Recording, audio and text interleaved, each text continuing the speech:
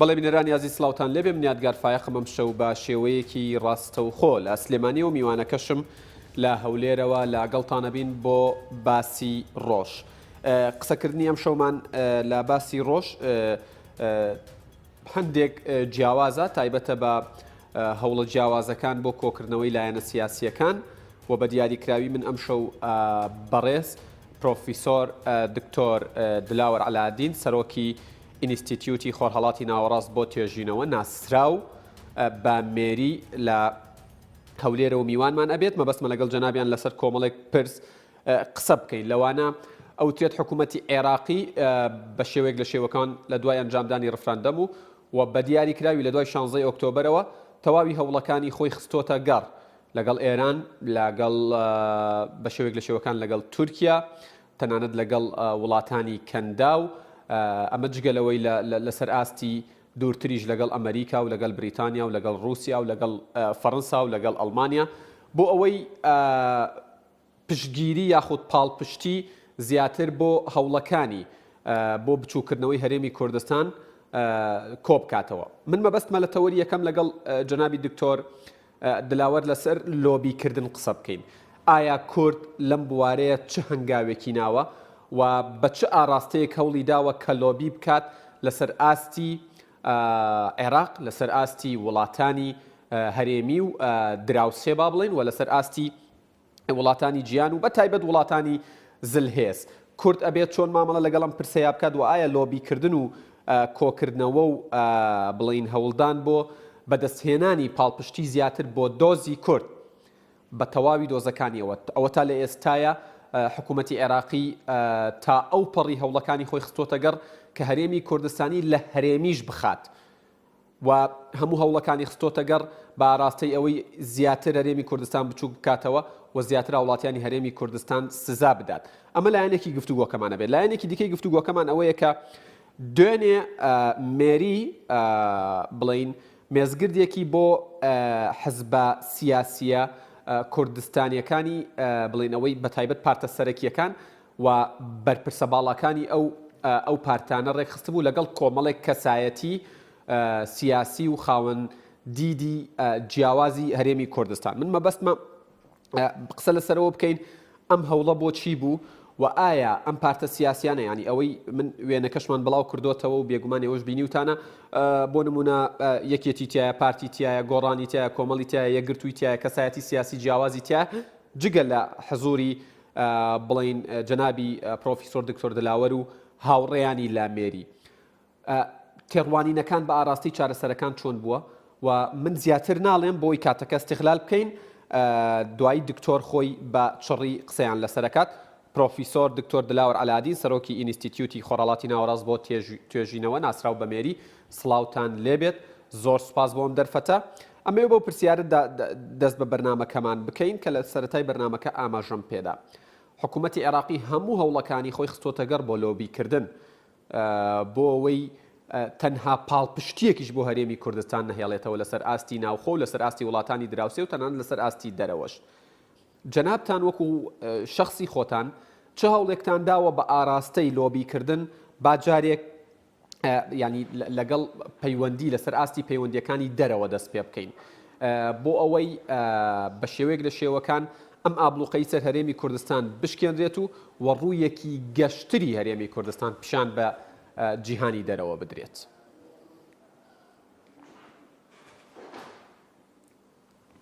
سڵاو لە ئێوە و لە بینەران حتمما ئەمە لە وەزعێک داینە قۆناغی دوای جولاندنی هێز و جۆرە شەڕێکی بەرەنگاری ئێستا دۆخێکی چەقبەستوو دروست بووە کەوە بەغدا هەست بە پاڵپشتێتی نێودەوڵەتی و ئیقلیمی دەکا خۆی بە مەجبور نازانێت کە بستە بواری دیالۆگەوە لەگەر کورد دابنیشێ بپڕژێتە سەر چارەسەرکردنی کێشاڵواسراوەکان وەک برەی سەبری لێگرتووە بۆ ئەوەی کە لە کات و ساتی خۆیدا و بە ئیسراحەتی خۆیان ڕەنگە هەتا دوای انتخاباتی عێراقی یاڵە بیەوێ ئەو کێشانە حەل بکە بەڵام لەو نێوەشدا هەرێمی کوردستان لە وەزعێکی ناهەمواردایە جۆرە ئابلۆقەیەکی لەسەرە و جۆرە هەست بە کەنارگیری دەکات ئەوە پێویستی بەوەیە کە چاوەڕوانی ڕەحمەتی بڵین بەغدا و هیمەتی بڕاردەرانی بەغدا نەکرێت دەبێت لە دیوی هەرێمەوە هیمەتی گەورە بکرێ بۆی کە ئەو گۆمە بشلەقێ ئەو پاڵپشتێتی کە بەغدا هەستی پێدەکا لە ڕێگەی دۆستانەوە لە ڕێگەی پەیوەندی ڕاستەخۆی کوردەوە بە شێوازی لۆبی کاریگەر بکرێتەوە تێگەیشتنێک دروست ببێ کە ئەو حالەتە لە مەسلحەتی کەسدا نیە و هەر کورد زەرەرمەند نییە بەڵکو ئەوەی کە ئەوان دەیخوازن ئەو عێراقا ئەو سەقامگیری ناوچەیە ئەو هەرێمە هەمووی منطقەی شەرقی ئەوسەد هەمووی ناهەموار دەبێت. جا لێرەدا بەغدا لە ڕوانگەیەکی تەستی بەرژەوەندی خۆیەوە کە تەسەڕف دەکا ناکرێت چاوەڕێ بکرێت. جا ئەو هەولی لۆبیانە ئێستا کاتیەوە هاتووە بڵین نەک تەنها حکوومەتی هەرێم و ئۆپۆزیسیۆن و کۆمەلگای کوردەواری و ڕەهەندی کوردیش لە هەندەران کۆمەلگای مەدەنی پێویستە هەموو لایەک بەگەڕ بکەوێت بۆ خاتری دۆزینەوە ڕێگە چارە تێپەڕاندنی ئەو قۆناغە لە ئەستۆی هەمواندایە. جا بەندە و کۆمەڵانی بڵین خەڵکی کۆمەلگای مەدەنی ئێستا ئەگەر شعور بکەی هیمەتی زۆر کراوە بۆ خاتری تێگەیاندنی وەزع ویان بەبیرهێنانەوەی هێزە ئیقلیمی و جیهانیەکان کە وەزع خراپە بە ئاوەژوو بڵین بەعکسەوە دەگەڕێتەوە بۆ سەر ئەو هیمەتانی کردیانە. مەسەلەن وڵاتی ئەمریکا، ئێران، بگرێت تورکیا و ئەوروپا هاوڕابوون لەگەر بەغدا پشتی بەغدایان کرد لە دوای ڕەفراندۆم، بەڵام بەو چاوەڕوانیە نەبوون کە بەغدا لەوە زیاد تێیپەڕێنێ هەتا ئاستی ئێسشکاندن یان حەسرکردنی هەرێم. جا ڕەنگە ئەگەر بێت و ئێمە دەنگمان نەیانگاتێ هێزە دەرەچەکان وابزانن دنیا ئەتیادیە، دنیا ئارامە و ژیانی خەڵک کێشە نییە، بەڵام گەیاندنی پەیامی کوردی، ڕاکێشانی دۆستان و لاوازکردنی ئەو هەوڵانەی بەغدا بۆ حەسرکردنی هەرێم و ئابلۆقەدان و عەزلکردنی و برسیکردنی دەبێ ئەوانە ئەو هەوڵانە لەسەرەوە چڕ بکرێنەوە. چونکە ئەوەی کە ئێستا لە خوانە ئەمریکا و ئێران بەڕاستەخۆی پشتی حکوومەتی بەغدایان گرتووە و هیچ عەجەلەیان نییە هەتا ئینتیخاباتی داهاتوو هەتا بگرە هەڵبژاردنەوە و بە ئومێدیشن کە عبادی هەڵبژێردێتەوە هەتا ئەو کاتە ئامادەن لی گەڕێن وەزعی کوردستان بە پێرەشانی بینێتەوە. جاو لە بەرژەوەندی ئێمەدانە پێویستی بە زیادکردن و سرکردنی هیمەتەکانە. خۆشحاڵشم بەوەی کە بڵێم وردە وردە خەریکە دەرگا دەکرێنەوە. ڕاستە دەرگەی سەرەکی نەکراونەتەوە. ئەمریکا ئێستاش زۆر بە توندی دیپلۆماتەکانی بەغدا زۆر بە توندی لە وەکو بڵین پاڵپشتی عەبادی دەکەن و سیاسەتەکانیان لە دژی کوردە، بەڵام لایەنی تری ئەوروپی وەکو فەڕەنسا، ئەڵمانیا، بەریتانیا، بەڵکو تورکیا ئەوانە وردە وردە هاتوونە نەرمی دەکەنەوە و دەیانەوێت لەمە دواتری تر بە زیاد و تێنەپەڕن. جەنابتان تورکیا ئەگەرچی سیاسی جیاوازەکانتان بینی بێت لە دەرەوە عەفو بکە، هێندەی ینی کەسایەتی سیاسی جیاوازەکانتان بینیوە لە دەرەوە، ینی ئاماژەت بە کۆمەڵێک وڵات کرد من دووبارەی ناوەکانیان ناکەمەوە. دوا سیاست و دوا پۆلیسی و دوا تێڕوانینی ئەوان بۆ دۆخی ناوچەکە چییە و کورد لەکوێی ئەم نەخشەیەدایە؟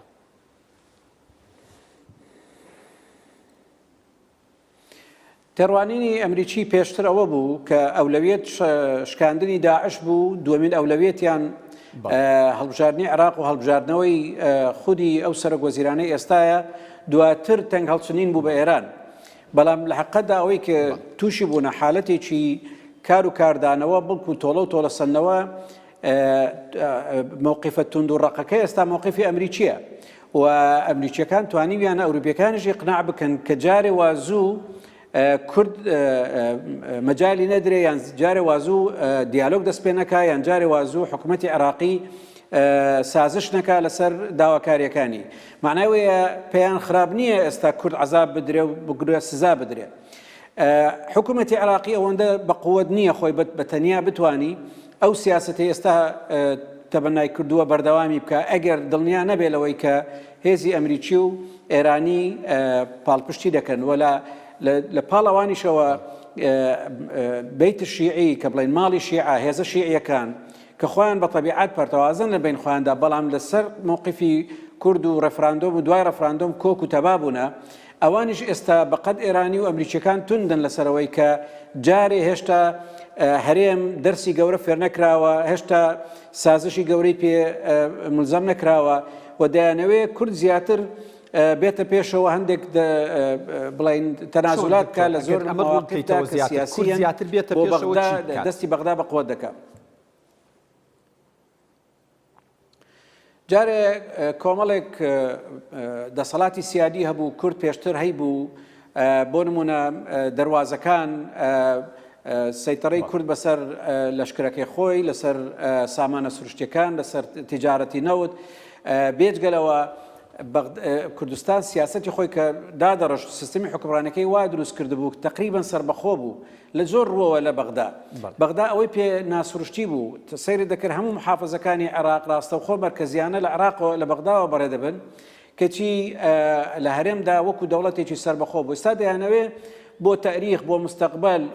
بە یەک جارەچی بە ئەو دەرفەتە بقۆزنەوە کە ئەوە بنبڕ بکەن کوردستان وەکو بەشێکی تری یان هەر هەرێمێکی تریان هەر پارێزگایەکی تری عێراقی لێ بکەن. جا ئێستا دەیانەوێت لە ڕووی سیاسی و معنەویەوە هەندێک تەنازولاتی گەورە بکەن.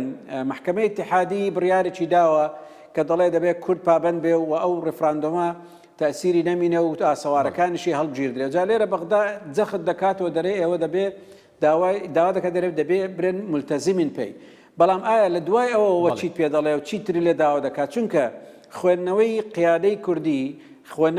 کوردی لە بۆ سیاسەتی بەغدا ئەوەیە بەغدا جددی نیە، نایەوێ ئیمڕۆ دەرگاکان بکاتەوە مفاوەزە دەست پێ بکاتەوە. ئەگەر بمانزانی بە جددیە تەنازولی گەورەتریشمان بۆ دەکرد. بەڵام کە ئەو دێ تەنازل لێ داوەکات بکات دەستبەرداری ئەنجامی ڕێفراندۆم بێت و لە سڵکردنەوە هەڵی وەشێنێتەوە. دکتۆر دەزای چێ مەسەلەی ڕێفراندۆم کاریگەری نەماوە کە ڕێفراندۆم سەفحەیەک بوو هەڵدراوەتەوە. لەغوکردنەوە مەوزوع نییە، چونکە لەغو نابێتەوە ڕێفراندۆمێک خەڵک دەنجی بۆ داوە خەڵکی دەبێت دەنجە بەرامبەردا. بەڵام ئەو نقطەیە زۆر مهمە حەزەکەم گوێبستان ئەویشەوەیە کە ئەگەر بەڵێ ئەگەر مەسەلەی بەتاڵکردنەوەی ڕێفراندۆم ئەگەر مەبەستیان پەیامێکی سیاسیە بۆ شکاندنی هەیبەتی کوردی بێ مەوزوعێکە، بەڵام ئەگەر وەکو چارەسەر بێ وەکو حلێک بێ بە فعلی خەمیان یەک پارچەی عێراق بێ مەوزوعێکی ترە. تۆ لێرەدا داوای شتی گەورە لە کوورد دەکەن، بەڵام لە عملیاندا لە نیەتیاندا لەو پەیامەی دەیگەینن هیچ بەوادیرێک و نیشانەیەکی پێوە دیار نییە کە مەقسەدیان بێ لێرەوە دەرگە بکەنەوە. ئەگەر کورد بیزانی باە خلالی هەفتەیەک بە دوای ئەو تەنازولانە دەرگەی گەورە دەکرێتەوە، هەڕەشەی ئەسکەری لەسەر لادەچی و بەرنمەیەکی تۆکمە لە ئارادا دەبێت بۆ حەلکردن، ئەو وەختە کورد مشکلی نییە، چونکە کورد لایەنە زەعیفەکەیە. بەس ئەگەر کورد زۆعفی زیاتر نیشاندا خۆی زیاتر بەلاواز بێنتە پێش، بەغدا هیچ تەرەدود ناکە لەوەی زیاتر بتگوشێ و تەنازولاتی زیاتر بۆ کا بەبێ و شتت مقابل بداتێت. چونکە عێراق ئێستاش تەسەڕوفەکە بە هەمان عەقلیەت و کەڵتوری کۆن بەوەی کە زۆرینە و کەمینە زاڵ و بندەستە مرکزیەت و خەڵکی دەرەوەی بەغداجا ئەلێرەدا دەبێ چاپێخشانەوەی کە بێ بە شێوازی بیرکردنەوەی بەغدا، شێوازی حکمڕانی داڕشتنەوەی پەیوەندی نێوان هەولێر و بەغدا. ئەوەی کە ئێمە نیگەران دەکات دکتۆر بەڕاستی ئەوە نییە کە تۆ لە بەغدای دەناسی، ئەمە بەغدا باشە ناسین، دۆست و نەیار باشە ناسین. ئەوەی کورد نیگەران دەکات ئەو بڵین مووقیفەی ئەمریکی و ئێرانیە کە وای کردووە بەغدای تەشجیع کردووە بە زیادەوە تێیپەڕێنێ هەتا ئەو ڕادەی کە ئێستا هەست و مەشاعری کوردیش بە پێچەوانەی ئەو تیجاهی جاران بڕواتن کە مەشاعری دژ بە ئەمریکی و دژ بە ئێرانی و دژ بە عەرەب و دژ بە شیعە دروست بێ. ئەمە لە مەسلحەتی کەس نییە، چونکە سەقامگیری و مصالحەی وەتەنی لە مستەقبل بنیاد دەکرێت لەسەر چاکردنی علاقە لە وەختی حاجەت. ئمڕۆ کورد محتاجە دەبێوان دەستی بۆ درێژ بکەن. سەفحەی لاپەڕی ڕێفراندۆم هەڵدراوەتیان هەبێ ئەوەیان شعوری جەنابتان باستان کرد. ئەم شعوری جەنابتان باستان کرد بۆ نمونە هەستەکرێی لە هەرێمی کوردستان ڕقێک بەرامبەر ئەمریکا دروست بووە، ڕقێک بەرامبەر تورکیا دروست بووە، ڕقێک بەرامبەر ئێرانیەکان دروست بووە، ئەوە هیچ ڕقێک بەرامبەر عێراق دروست بووە. ئەوان کە تۆ ئەمەد لەگەڵیان باس کرد ینی لە چوارچێوەی کارەکانت وەکو لۆبیکردن بۆ شکاندنی ئەو ئابلوقەیە و کەمکردنەوە و کاڵکردنەوەی کاریگەریەکانی تەحجیمکردنی هەرێمی کوردستان لەلایەن عێراقەوە، ئەوان تێڕوانینیان چی بوو پێیان وابوو ئەمە کارێکی خراپە ینی کورد بەلایەنەوە گرنگە ژمارەیە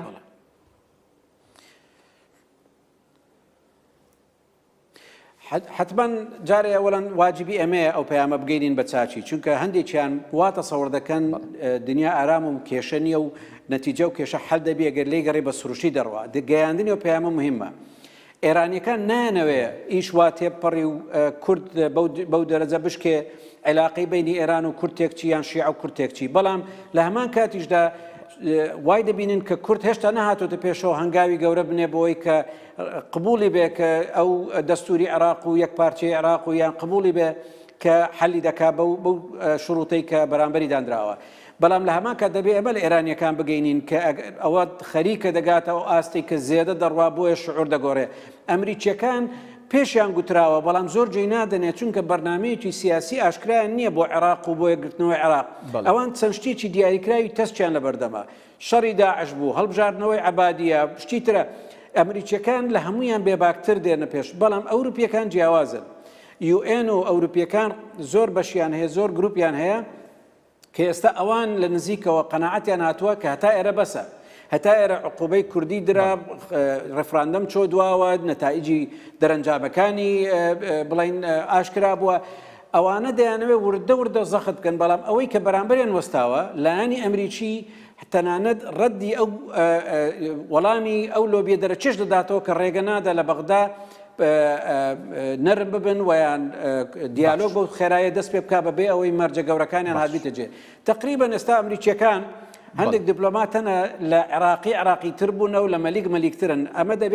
دەبێت لۆبیمان تەرکیز بکەینە سەرەوەی ئەوانە نەرم بکەین نەهێلین ئەمریکا و ئێران و شیعی عێراق و پرسیارەکان بە لۆبیکردنی بێباک بن لەوەی کە ئێستا بەسەر کورد هاتووە بەڵێ دکتۆر دلاوەر پرسیارەکەی من شەر سەبارەت بە لۆبیکردنی زیاتر تۆ خۆت وەکو شخصی خۆت وەکو مێری هەوڵتان داوە کەسایەتی جیاواز لەسەر ئاستی عێراق و ناوچەکە و گیان ببینن بەڵام پرسیارەکەی من ئێستا لەسەر ئەوەیە ئێمە وەکو هەرێمی کوردستان کۆمەڵێک نوێنەرایەتیمان هەیە چ نوێنەرایەتی فەرمی حکوومەتی هەرێمی کوردستان چ نوێنەرایەتی حەزبیەکان کە نابێ بوونیان هەبێ بەڵام لە ئێستادا گەرمامەڵە لەگەڵ ئەم واقعە بکەین ئەرکی ئەوان چییە؟ ئەبێ لەناو ئۆفیسی خۆیان دابنیشن و جارجار لە تویتەری خۆیانەوە شتێک بنووسن یان ئەبێ دەست بە جوڵە بکن و بڕۆن کەسایەتی جیاوازەکان ببینن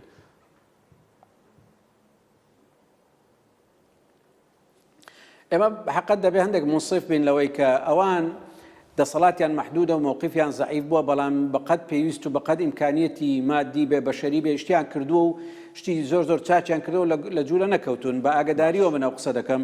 قەیدنا کەم و کوڕیان هەیە یان لایەنی حزبی مسەیتەرە بەڵام ئەوەی کە بەوان بکرێ بەڵام دەبێ ئەمە لۆبی کورت نەکەینەوە لە دەوری نوێنەرەکان بەشێکی بچووکی ڕسمە گەورەکەن لۆبی کوردی دەبێت ڕەوەندی کوردەواریشی تێدا بێ ئەو کوردەی کە لە دەرەوەیە حزبەکانی تر خەڵکی تر حکوومەتی هەرێم کۆمەلگای مەدەنی بۆیە بەڕاستی ئێمە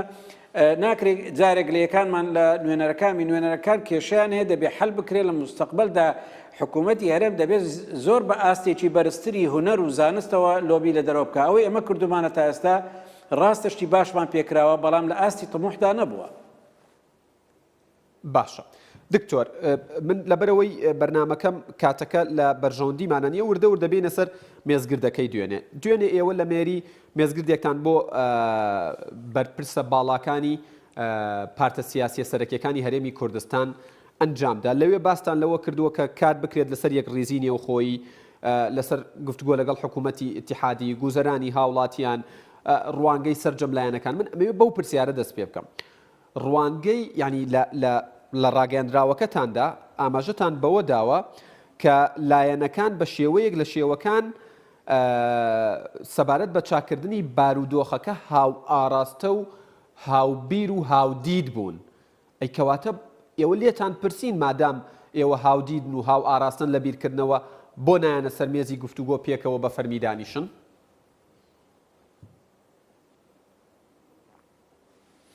حتما ئێستا جارێ ئەو مێزگردە وەکو دەست پێشکەریەک کێمە کە بانگهێشمان کرد بوون وەکو بەشێک لەوەی کە کۆمەلگای مەدەنیش دەبێت بە واجبی خۆی هەڵبستێ ئەو هەرێمە بچکە خنجیلانەیە بەلەمێکە ئێمە هەمومان تێیداینەوە جا بە سەرکەوتنیان بە نقۆم بوون بۆیە دەسەڵات بی ئۆپۆزیسیۆن بی کۆمەلگای مەدەنی خەڵکی ئاسایی هەمووی دەبێت هیممەت بکات لای خۆیەوە ئێمەش کە دەبینین وەزع وایە یەکێک لەو تەشخیصانەی کە هەمانەوەیە کە لایەنەکان دەبی پێکەوە قسە بکەن بەڵام لە ڕێی سەحافەوەنا تا ئێستا گەیاندنی پێیان و هاتوچووی پێیان لە ڕێی منبەرەکانی سەحافە و تۆڕی کۆمەڵایەتی زەرەری لێداوین کاتێەوە هاتبوو کە لە ژووری داخراودا بڵین بە کۆبنەوەی تایبەت بە سەراحەتێک کە قسەی دڵی بکە و سینجی بەتاڵکە بەڵام بۆ هەدەف بێ بە هەدەفی چاکردن بێ دەستنیشانی نەخۆشی دەکەی دەبێ علاجیشی بۆ پێشکەشکە علاجەکەش دەبی پێکەوەی بی ئەو دۆخە کە تێپەڕی ئەو جا بینەوە سەر کێشە بنەڕەتیەکان ئەوەی کە جێی دڵخۆشی بوو ئۆپۆزیسیۆن و دەسەڵات و خەڵکانی تریش هەمووی جارێک کۆک بوون لەسەرەوەی کە ئەوەی بەرپرسیارەتی هەمووانە مەسیری هەمووانیشە دەبێ چاچی بکەین دیدە جیاوازەکان بۆ چاکردن حتمما لە کام ڕوانگەوە سێری دەکەی جیاواز دەبێت هەبوو دەیگوت ئەولەویەت بەوەیە کە سیستمی حکومڕانی دروست و سەروەری یاسا و نێشتنی گەندەڵی بنەمایەکی ئەساسیە بۆ چاکردنی وەزع هەش بوو طبعا لایەنی اقتصادی کە زۆر بە گرنگ زانراوە طبعا هەش بوو سەیری دەکرد کە یەک ریزیوێک تەبایی دەبی بە بەرنامە ڕێژی بۆ بکرێت دەبی تعریف بکرێت نمونەی وڵاتانی دەرەوە هەیە کە چۆن بە تەفسیر دەستنەوردەکاریەکانەوە کە حکوومەتێکی هاو پەیمانی دروست دەبێ بە عەقدێکی قوڵی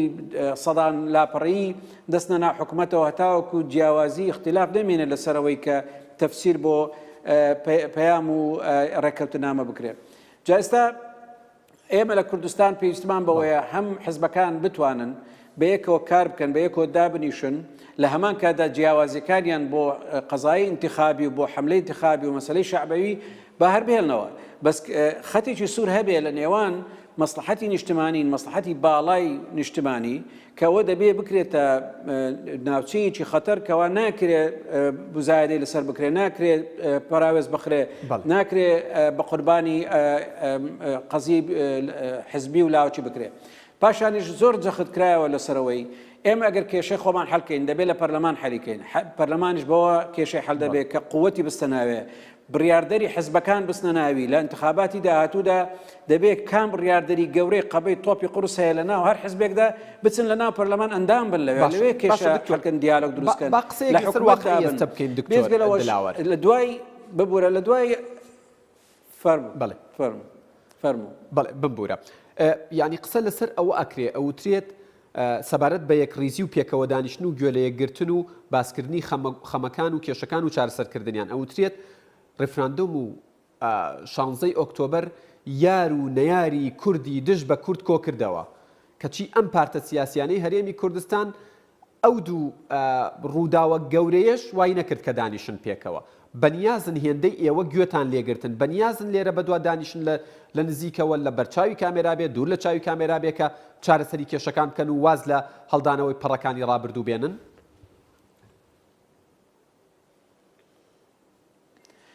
طبعا من لە دوای ئەو کۆبوونەوەی زۆر گەشتبینتر بووم لەوەی لە پێش کۆبوونەوەکە چونکە هەموو لایەنەکان